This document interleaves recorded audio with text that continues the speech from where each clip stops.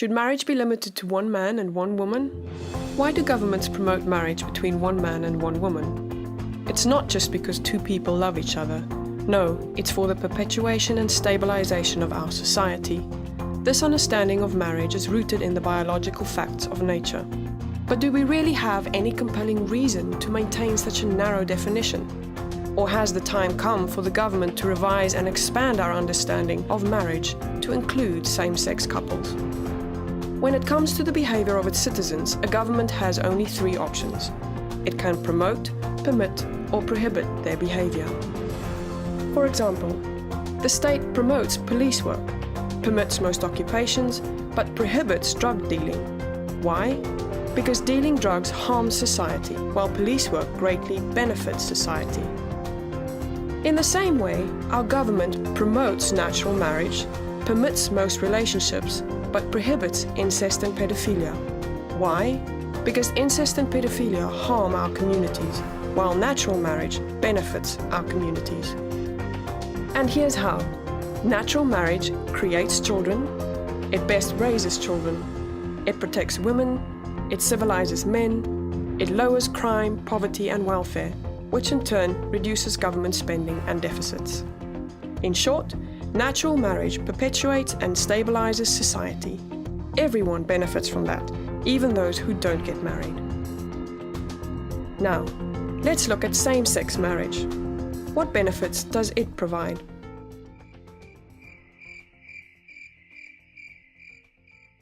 Same-sex marriage offers no benefit for society as a whole. In fact, it hurts us. Promoting same-sex marriage changes the very purpose of the civil institution of marriage.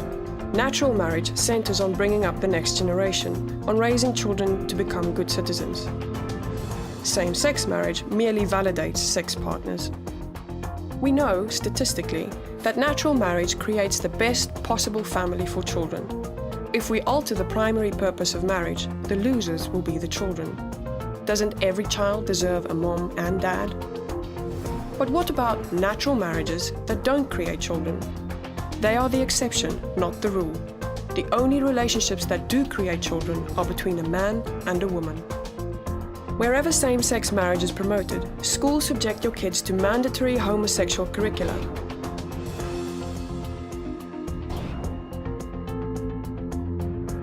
Your business and your taxes fund homosexual relationships.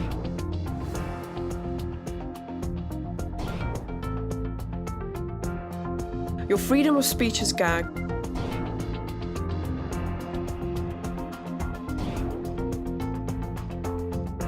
And your religious freedom is overruled.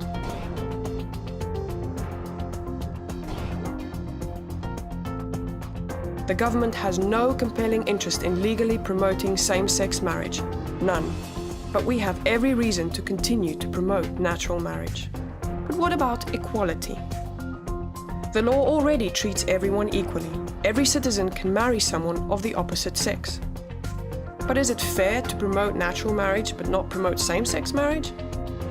Yes, the law treats all people the same, but it doesn't treat all behaviors the same. Same-sex marriage and natural marriage are different behaviors with different outcomes, so the law rightfully treats them differently. Isn't this discrimination against homosexuals? No. This discriminates against behaviors, not people. For example, are you being discriminated against when the government promotes police work, but you never become a police officer? No, not at all. We all benefit when police work is encouraged. In the same way, people who don't marry someone of the opposite sex are not discriminated against when our government promotes natural marriage. In fact, we all benefit when natural marriage is encouraged. But what about tolerance? Yes, same-sex marriage advocates need to be more tolerant. Homosexual relationships are already tolerated in the US. They can already commit themselves to each other until death do them part, without government endorsement. But only the union of one man and one woman should be promoted, because it alone is the foundation of a civilized society. That's not bigotry, that's biology.